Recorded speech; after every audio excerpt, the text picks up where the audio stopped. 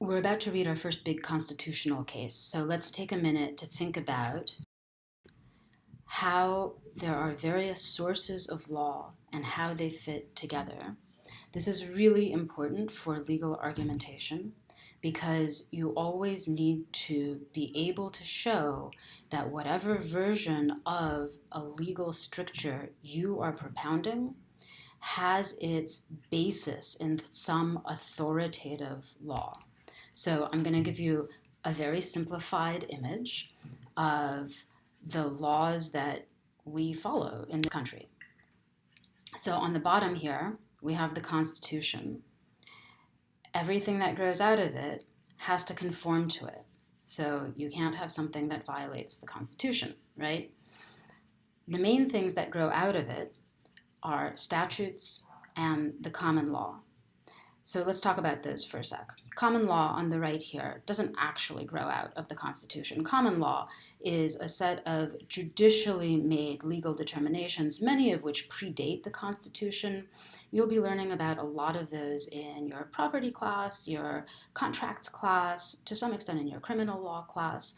So this picture is a little bit deceiving in the sense that they don't come out of the Constitution, but any common law rule at this point has to conform to judicial understandings of the Constitution. And so it's evaluated through the reference of the Constitution.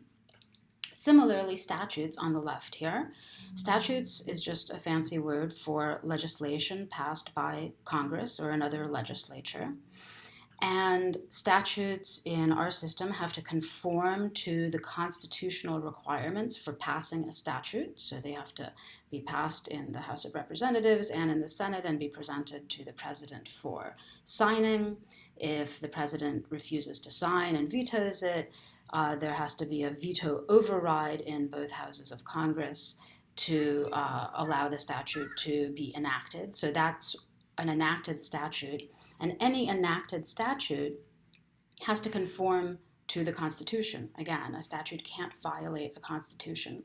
And that goes not only for federal statutes, that's the process I just described to you, but also for state statutes. So states have their own way of passing statutes, but whatever their process is for making a statute, the result cannot violate the federal Constitution.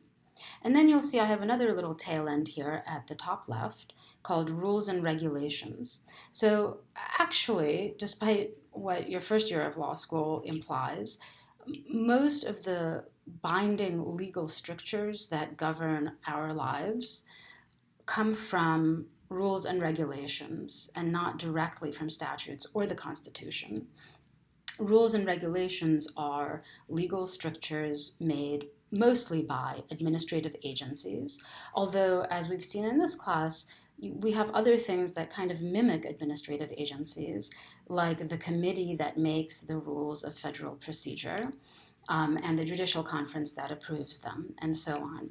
So these are rules that are just as binding as any law, but they have two layers of authorization they have to conform to.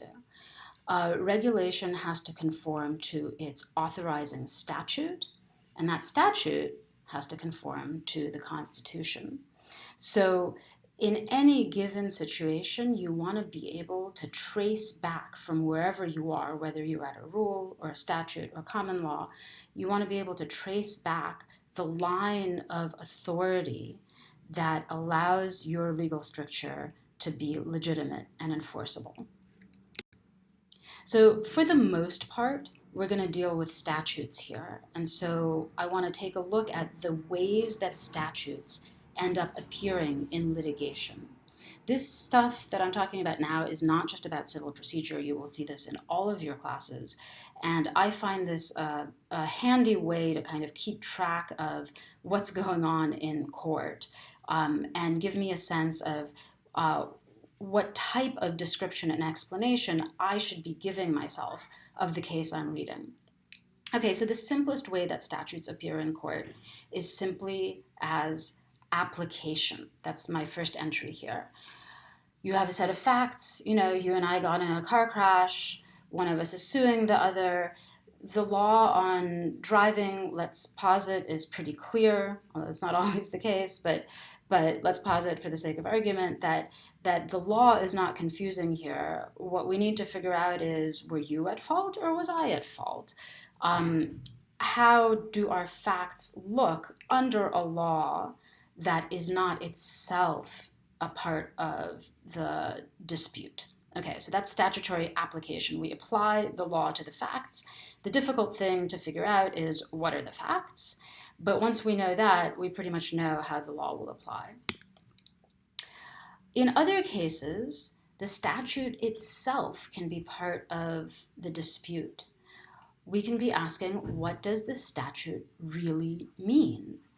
I took a left turn at an intersection. Did I do so legally or not?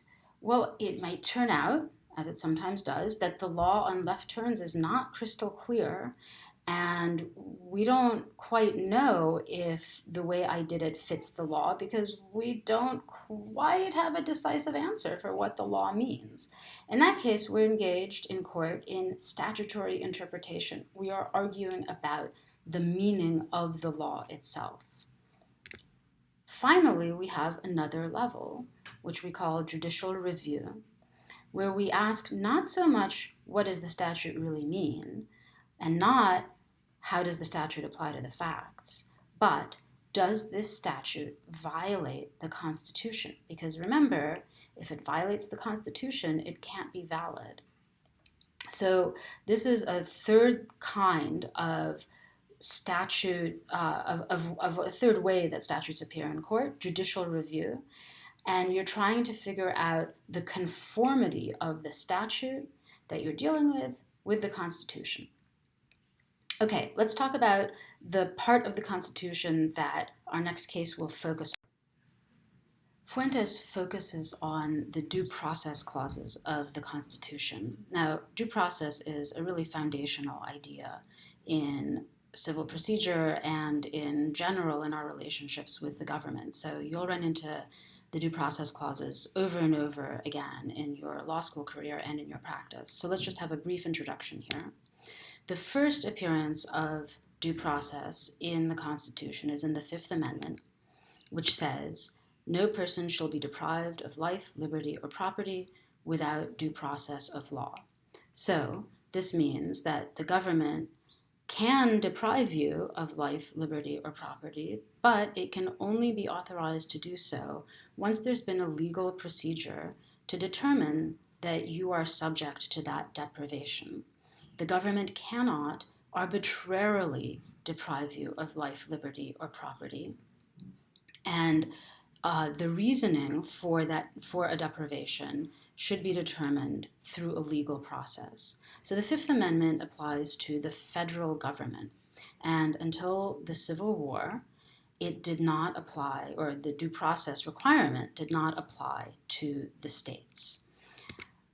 After the Civil War, as part of what are called the Reconstruction Amendments that were oriented to give rights to newly freed populations in the South of people who had been enslaved before the Civil War, the 14th Amendment says, "Nor shall any state deprive any person of life, liberty, or property without due process of law." So you can see it echoes and basically repeats the Fifth Amendment, but now it applies it to states as well. And this pretty radically changes a lot of stuff having to do with state law, because suddenly state laws are now subject to the same constitutional requirements as federal laws. We'll run into this again when we get to personal jurisdiction, but this is a concept that really permeates, as I said, all of civil procedure and all of legal practice. So I'll leave you with this question before we get into Fuentes, which is, I just talked about the three different ways that statutes appear in court. What's going on in Fuentes? How is the statute, or are the relevant statutes, appearing in court there? What does the judge need to decide?